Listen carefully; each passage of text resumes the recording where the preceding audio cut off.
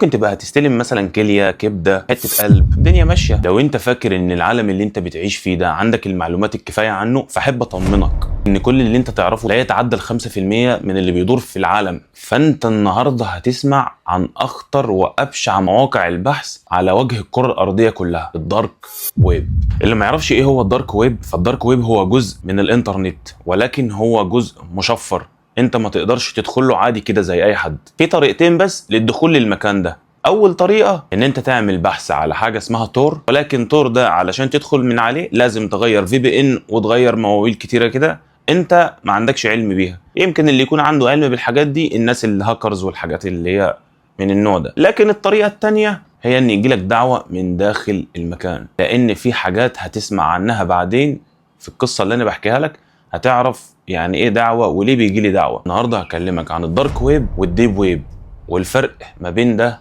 وما بين ده. يلا عايزك تصحصح معايا وتركز، لان المعلومات اللي هتسمعها تكاد تكون خطيره جدا جدا جدا. انا عايزك تعزل نفسك تماما لانك هتستمتع باللي هتسمعه. الديب ويب هو مساحه ضخمه جدا من البيانات، بتضم الحاجات اللي هقول لك عليها دي، بتضم الدارك ويب جواها مساحه صغيره بسيطه كده، ولكن جوه ده عالم كبير جدا. طيب هو ليه الدارك ويب جوه الديب ويب؟ لان الدارك ويب معمول للتخفي، لاخفاء هويه الشخص اللي هيخش المكان ده. طب مين الاشخاص وايه دورهم وبيعملوا ايه؟ هنكمل مع بعض. الديب ويب هو مواقع مشفره ولكن ما بتظهرش في محركات البحث العاديه، بتكون عباره عن روابط داخليه غير متاحه للناس العاميه اللي زينا كده. قواعد بيانات بنوك، سجلات حكوميه، بريد الكتروني والخ بقى، حاجات شبه كده كتيره بتبقى جوه الديب ويب، ولكن مش شرط ان هي تكون المعاملات الغير مشروعه، هي مواقع مخفيه عن الناس العاميه فقط. المصيبه فين بقى؟ في الدارك ويب. الدارك ويب اتعمل من الاساس اصلا علشان يخفي هويه الشخص. مين الناس اللي بتتخفى جوه بقى؟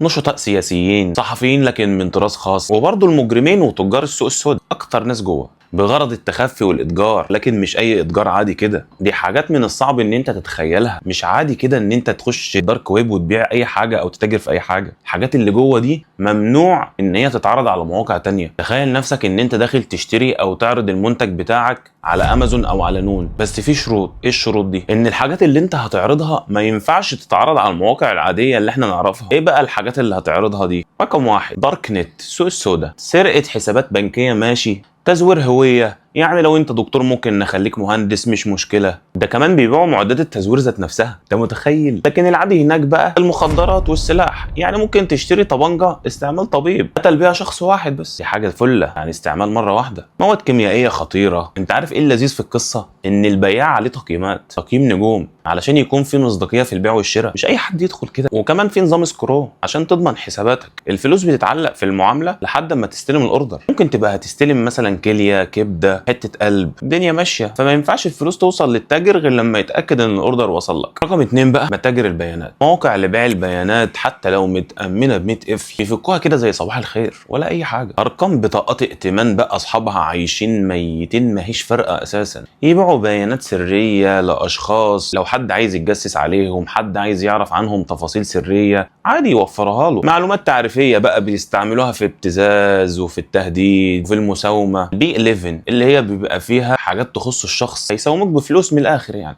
كل ده متاح عادي. رقم 3 بقى، منتديات ومجتمعات مفتوحة على الآخر، بس مش زي منتدى فتكات كده، دي منتديات لتبادل الخبرات. يعني المجرم ده يخش يعلم المجرم ده معلومة ما كانش يعرفها المجرم. يعني ده مثلا قتل بطريقة معينة محدش عارف يجيبه، فبيعلم مجرم تاني ازاي يقتل، وده سرق بطريقة معينة بيعلم ده ازاي يسرق، وهكذا. تبادل خبرات يا جماعه. مش لما بتيجي تقدم في شركه بيقول لك انت عندك خبره كام سنه؟ هي دي نفس الموضوع، عشان يبقى خبره فبيجي له تقييم اعلى، فبيجي له مبيعات اكتر، الراجل بيتعب. منتديات تانية بقى، الاستغلال الجنسي، بس مش لاي استغلال جنسي كده وخلاص، الاستغلال الجنسي للاطفال. مش قلت لك اي شيء عادي ممنوع؟ رقم 4، الهير فور هير، خدمات بيع الخدمات. رقم 1 فيها القتل بمقابل مادي، ومجرد ان انت تختار الضحيه وتدفع الفلوس في نفس اليوم، صورة المقتول بتكون عندك برضه في نفس اليوم، ما بيحلوش حد والله. رقم 6، مواقع تبادل محتوى جنسي. زي ايه بقى؟ ان شخص ياخد صورك ويبتزك بيها او يعرضها للبيع كده على الموقع، انت بتكون باعتها برضاك او باعتها غصب عنك، هم كده كده هياخدوها وهيبتزوك باي طريقه إن كانت. بتعرض الصور على هيئه باكج كده زي فايل وتتباع مقابل العملات الرقميه. ما هي دي طريقه الدفع اللي انا هجيلك فيها بعدين. ده غير بيع الاعضاء والاطفال وتهديدات اللايفات.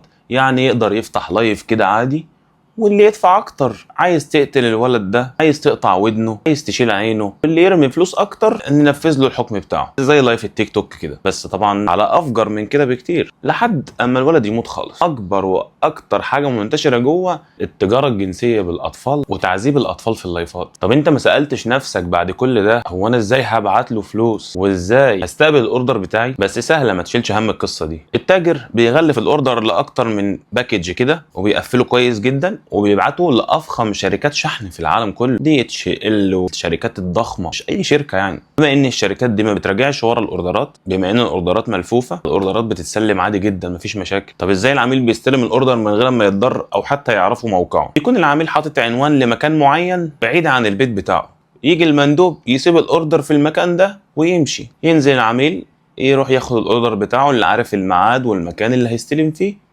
ويرجع البيت ولا كأن في حاجه حصلت، ولا حد حس بحاجه ولا حد شاف حاجه. ازاي بقى كانوا بيبعتوا الفلوس وعلى ايه بيبعتوا الفلوس؟ بيبعتوها على محافظ الالكترونيه زي البيتكوين كده. كان الاول البلوك تشين بيتعاملوا من عليه بالبيتكوين، لحد ما بدات الحكومه الامريكيه تتابعهم وتحاول توصل لهم من اختراقات الحساب. ولكن طبعا البلوك تشين متامن ومتشفر جدا، بس قدروا يعملوا طريقه ذكيه جدا كده علشان يوصلوا لصاحب عمليات الدفع، لان هو ده اللي هيوصلهم للشيء الكبير. المؤسس ده صاحب موقع اسمه سيلك رود، فطبعا عملوا عملات رقميه جديده مختصه بالدارك ويب فقط، وتشفيرها وتأمينها أعلى بكتير. ومن بعد ما قبضوا على مؤسس سيلك رود 2013، النهارده بقى في منصات كتيرة جدا بنفس طريقة الدفع الجديدة اللي اتعملت للدارك ويب فقط.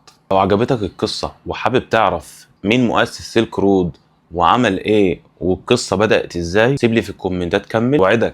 اوعدك ان انت هتسمع حاجات عمرك ما سمعتها في اي مكان تاني. احنا بنبحث وبنتحرى الدقة علشان نسمعكم ونحكي لكم قصص مختلفة تماما. ان شاء الله انا ان شاء الله عايز اوصل لحلمي وانجح في اللي انا بعمله ده، واتمنى ان حتى لو واحد بس وصل لاخر الفيديو ده شيره ويقف جنبي، ان شاء الله هوصل للي انا عايزه. شكرا ليكم.